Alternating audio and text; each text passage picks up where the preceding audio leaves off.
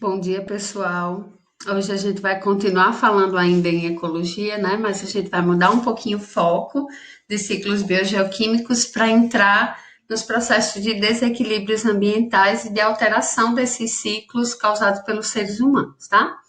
O nosso prato de hoje vai ser a eutrofização. A eutrofização é um fenômeno que vai acontecer em alguns corpos aquáticos, principalmente lagos, né, açudes, rios, que não têm um fluxo de água tão grande. E esse processo é resultante da descarga excessiva de efluentes que estão ricos em nutrientes. Então, por exemplo, águas de esgoto ou despejos agrícolas, que são ricos em nutrientes, como o nitrogênio e o fósforo, e que a entrada desses materiais no corpo aquático vai acelerar o processo de enriquecimento natural desses reservatórios e vai acabar favorecendo o crescimento de algas e plantas aquáticas que vão se depositar no fundo sob a forma de matéria orgânica em decomposição. Então, esse processo, eu coloquei uma imagem aqui para vocês. Vou só deslocar um pouquinho a minha câmera para que a gente consiga ver essa imagem direitinho, tá? Então, o que é a eutrofização? Considera esse parâmetro aqui como um parâmetro normal, certo? Então, aqui a gente tem um corpo aquático em equilíbrio, as quantidades de nitrogênio e fósforo num nível normal, porque eles são nutrientes necessários, né? Então, de alguma forma, eles precisam estar presentes e são absorvidos pelas algas. Essas algas são algas aeróbias, né? Consomem oxigênio, só que como elas estão num número padrão, digamos assim, limitado, elas têm uma demanda de oxigênio que não influencia na disponibilidade desse gás para outros seres vivos aeróbios. Então, isso é bem importante, tá? Então, aqui, ó, consumo de oxigênio normal, vai sobrar oxigênio para todos. Isso mantém o corpo aquático saudável, porque os animais e as plantas que vivem ali vão conseguir ter oxigênio livre na água. Com o excesso, né, de lançamentos de esgotos não tratados, riquíssimos em matéria orgânica, fertilizantes artificiais, que também são ricos em nitrogênio, em fósforo, em potássio, esses nutrientes acabam chegando no corpo aquático, e aí, como a disponibilidade deles está bem elevada, essas algas aqui, elas começam a se proliferar de uma maneira assim desenfreada. E isso faz com que o consumo de oxigênio livre aumente muito. Então, a demanda de oxigênio vai aumentar bastante. Isso faz com que o oxigênio que tenha nesse corpo aquático seja praticamente consumido por essas algas e não fique disponível para outros seres vivos, né? Como peixe, como plantas aquáticas que estão lá no fundo, elas não conseguem mais retirar o oxigênio da água. Esse é o grande problema da eutrofização. Né? Não é em si por causa de toxinas que as algas vão liberar no meio, mas pela falta de oxigênio no sistema, que os outros seres vivos começam, né, lentamente a ir sofrendo com esse processo, tá? Então, a gente tem uma eutrofização, vou voltar para cá, uma eutrofização que pode ser um processo natural, né, que é resultado da descarga normal de nitrogênio e fósforo nos sistemas aquáticos. Então, em algumas regiões, em determinadas épocas do ano, esse processo pode acontecer de forma natural, mas a gente tem também uma eutrofização artificial, eutrofização cultural, que é proveniente do excesso de despejo de esgotos domésticos e industriais, né? Da descarga de produtos agrícolas, como os fertilizantes, diretamente nesse corpo aquático. Então, a gente tem esses dois processos. Pode ocorrer de forma natural, não vai ser tão elevado, e pode ocorrer de forma artificial pela ação antrópica, tá? E aí, quando isso acontece, a gente tem alguns efeitos nesse corpo aquático. Principalmente, né? Eu elenquei aqui alguns que são os principais. A ausência de oxigênio na água, porque o oxigênio vai ser consumido, né, por aquelas algas que a gente falou que são aeróbicas e que a população delas vai crescer muito. A gente tem o crescimento não controlado dessas algas e das plantas aquáticas em geral, Algumas dessas algas, algumas espécies de algas, podem liberar toxinas na água quando elas estão numa população muito elevada. Problemas estéticos com o corpo aquático, porque ele vai perdendo, né? A sua forma natural, então começa a ficar coberto pelo tapete de algas, digamos assim. Redução da navegação em canais, né? E da capacidade de transporte. Redução da quantidade e qualidade dos peixes, porque eles acabam morrendo pela falta de oxigênio livre disponível na água. E efeitos na saúde humana, porque se você tiver contato com essa água, né, e tiver, por exemplo, toxinas de algas, ou tiver muitos produtos em decomposição, ela pode fazer mal para a saúde, tá? E aí, para evitar que esse processo aconteça, né, ela pode ser combatida essencialmente em dois níveis. Então, quando a gente fala em eutrofização, vamos combater esse processo. O que a gente pode fazer para combater esse processo? No caso da eutrofização, a gente pode evitar a entrada, né, nos cursos de água de elevadas quantidades de nutrientes e sedimentos. Isso seria possível tratando o esgoto doméstico. Então, o esgoto doméstico passaria por um processo de tratamento antes de ser jogado, né, antes de ser lançado nesse corpo aquático. E implementar medidas de recuperação de cursos d'água eutrofizados, né, promovendo, né, retirada do excesso desses materiais, oxigenação da água, enfim, processos que são trabalhados no âmbito da engenharia ambiental e sanitária, por exemplo, que podem, aos poucos, ir recuperando esses corpos aquáticos que passaram pelo processo de eutrofização, tá? Então, aqui a gente vê uma imagem de um lago eutrofizado. Vejam que ele está completamente coberto por esse tapete de algas. É muito interessante, quando eu era criança, eu me lembro que eu passava por um corpo aquático, via essas plantinhas, entre aspas, em cima, e eu achava que estava tudo muito saudável.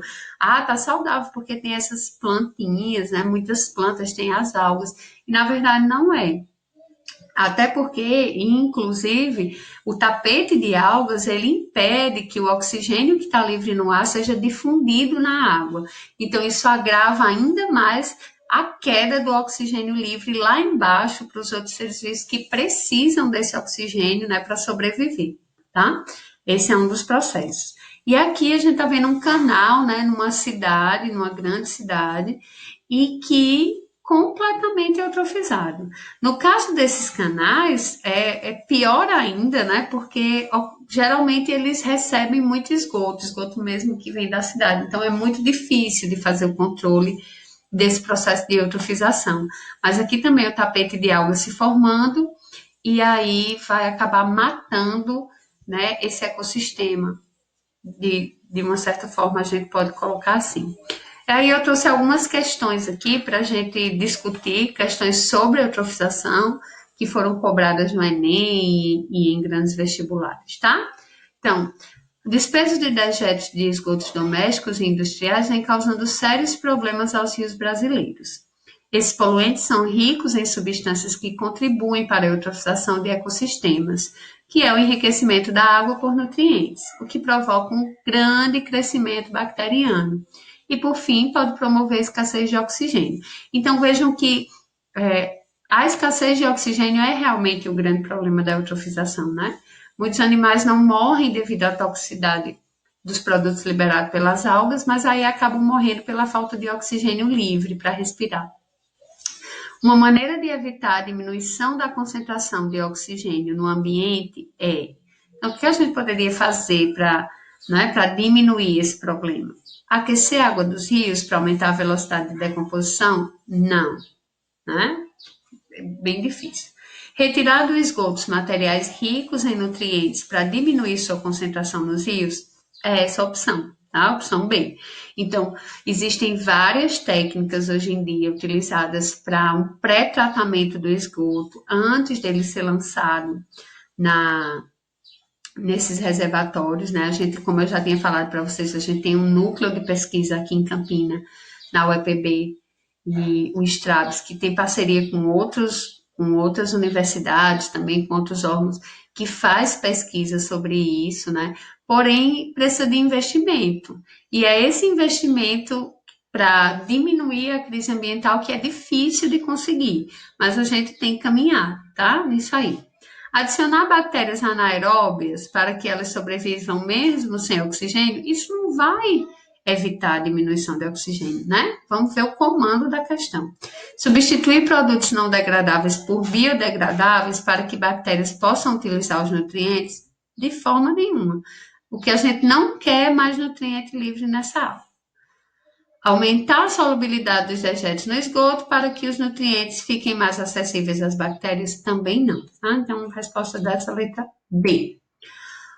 O solo agrícola, que tem uma profundidade em torno de 40 centímetros, é constituído por uma mistura complexa de minerais e matéria orgânica.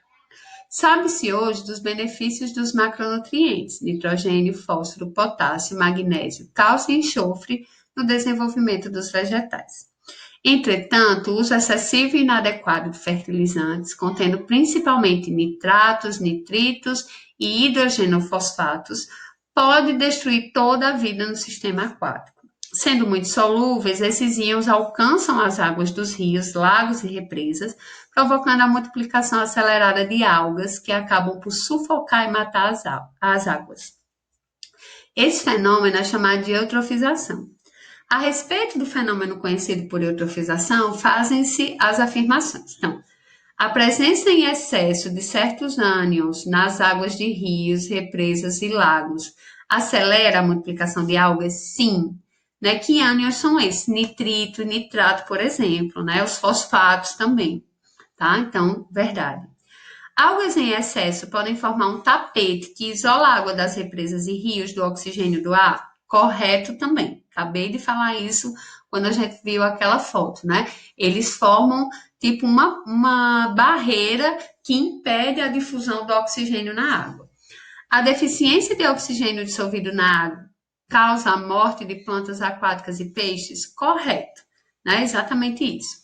A decomposição do resíduo das algas mortas por micro-organismos aeróbios leva a um aumento na concentração de gás oxigênio dissolvido na água? Falsíssimo, falsérrimo.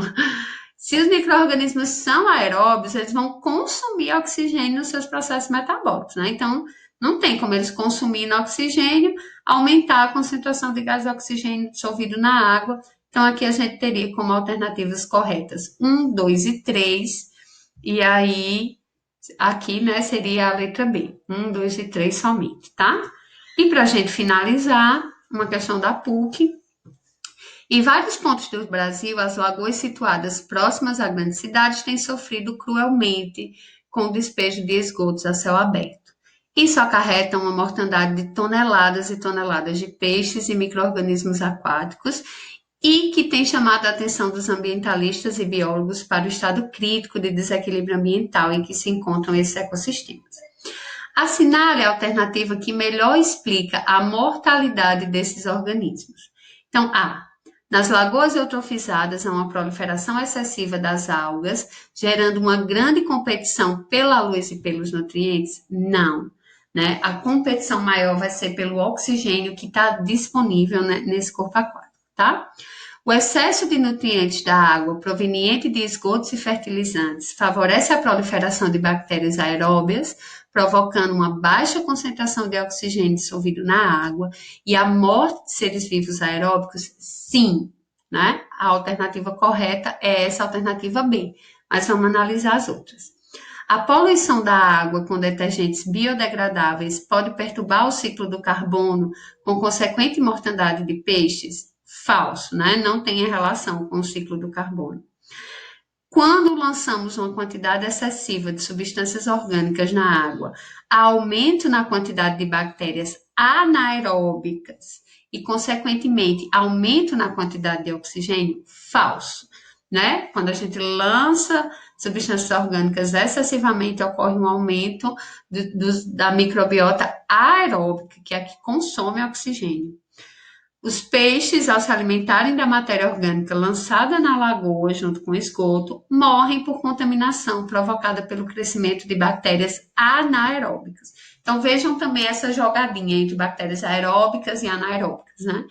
E aí a gente não está falando de bactérias anaeróbicas, nós estamos falando de micro-organismos aeróbicos que consomem oxigênio para poder fazer o processo de decomposição e também para crescer, para metabolizar os nutrientes, enfim. Então a gente fica por aqui. Espero que vocês tenham gostado, né, de conhecer um pouco sobre a eutrofização. A partir dessa semana a gente fala um pouco de desequilíbrios ambientais e boa aula.